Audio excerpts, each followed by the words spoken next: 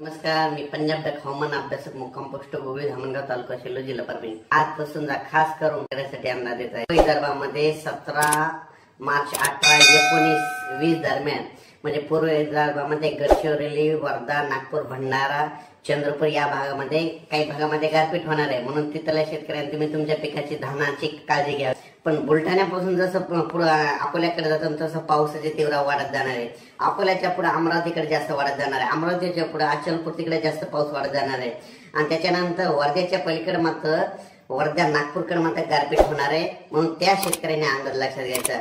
त्याच्यानंतर चंद्रपूरच्या पुरेकडे भागामध्ये गारपीट होणार आहे. म्हणजे हे देखील लक्षात घ्यायचं.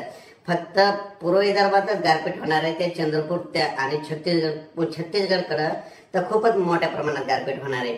म्हणून छत्तीसगड या राज्यातील सर्व शेतकऱ्यांनी हे देखील अंदाज लक्षात घ्यायचा. पण पूर्व विदर्भ आणि पश्चिम विदर्भामध्येच हा पावसाचा पूर्व विदर्भात जास्त पाऊस, पश्चिम विदर्भात तुरळक ठिकाणी पाऊस. म्हणजे 3 दिवस राज्यात ढगाळ वातावरण राहणार आहे. म्हणजे 16, 17, 18च्या दरम्यान राहणार हे अंदाज लक्षात घ्यायचा.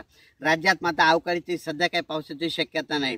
राज्यात फक्त मार्चच्या शेवटच्या आठवड्यात म्हणजे 20 मार्च नंतर राज्यात मात्र अवकाळीचं सावट राहणार आहे.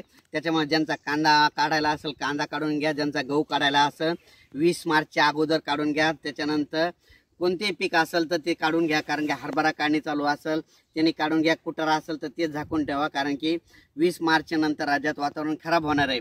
पण सध्या मात्र राज्यात मात्र 3 दिवस मात्र 15, 16, 17च्या दरम्यान ढगाळ वातावरण राहणार आहे. पाऊस काय येणार नाही, त्याच्यामुळे काही चिंता करायची गरज नाही.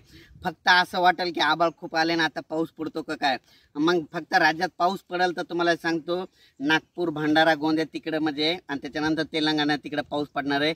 आपल्याकडे पडणार नाही, म्हणून काही चिंता करायची गरज नाही. फक्त 20 मार्चच्या नंतर मात्र राज्यात चांगलंच वातावरण खराब होणार आहे. म्हणून हा अंदाज लक्षात घ्यायचा. धन्यवाद.